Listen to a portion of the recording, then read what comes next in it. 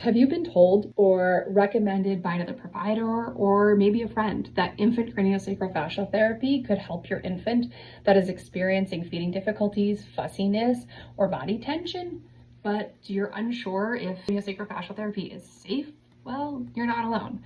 In today's video, we're going to talk about why craniosacral fascial therapy is a gentle and safe option to help a baby that may be experiencing fussiness, feeding difficulties, body tension, torticollis. To name a few things, hi, I'm Dr. Jessica Leland, pediatric physical therapist and founder of Wobbly Beginnings. I specialize in helping infants and toddlers to move, grow, and thrive. Today, we're going to answer one of the common questions I get from parents. Is craniosacral fascial therapy safe for my baby? And the answer is yes. And so let's talk about why.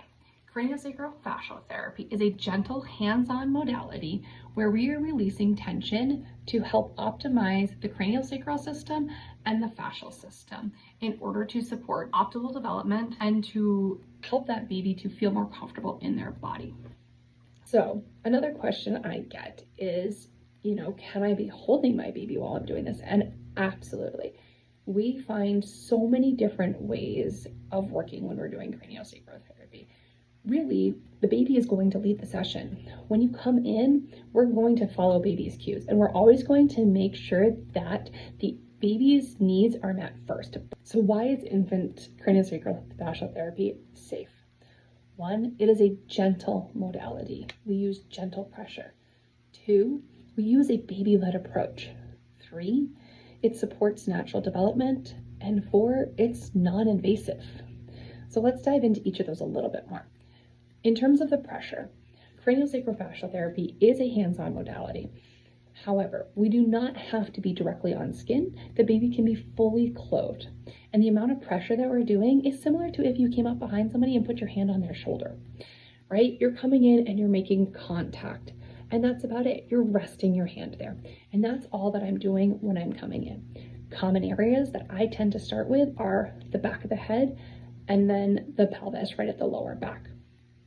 So when I'm doing these, oftentimes I'm working on my mat table and I have baby laying down. And so baby is just laying on my hands. So I'm not even impacting like a pushing force because baby is resting in my hands. Sometimes I have baby draped across my lap. Sometimes baby is laying on mom's chest as we're working in this chair. So one of my favorite things is to work in this chair. I work with moms all the time in this chair, whether baby is having a cuddle or whether baby is just supported in mom's arms or whether baby is feeding. Okay, it is a beautiful place for us to work.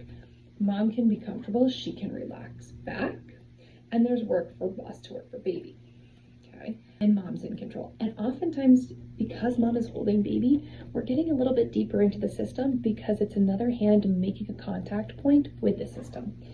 So I often start by checking in at either the back of the head where that occiput is or at the pelvis. And so oftentimes I'll start if baby is resting in mom's arms. I'll come in and I'll just tuck my hand right under here. And then sometimes I might tuck both my hands and just feel. Sometimes I might tuck one hand behind baby's head here and on top of their forehead. Sometimes I'll check in at their pelvis here. And then I can check in with the foot. And what is this leg? And what is the connection between all of the fascia that's in this leg and the pelvis? And are there any restrictions? Are there restrictions in those toes? So this is one of my favorite places to work because it is just a nice place for mom and baby to relax. We can work 2 hands on sacrum in this position as baby is just cuddled here with mom. As we recline back, we can also get a little bit of active tummy time in. If that helps you understand a little bit more about the common placements that we're going to do with baby and how a session might look. So the second point, a baby-led approach.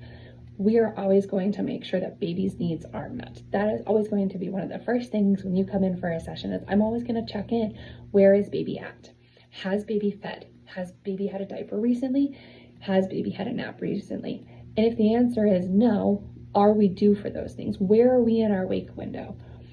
And we're always going to just be reading the baby. We're always going to be looking for, are they comfortable? Are their needs met? Because we're not going to be able to release and work through any of the fascial tension that they have if those needs are not met. So those needs are always going to take precedence in our sessions.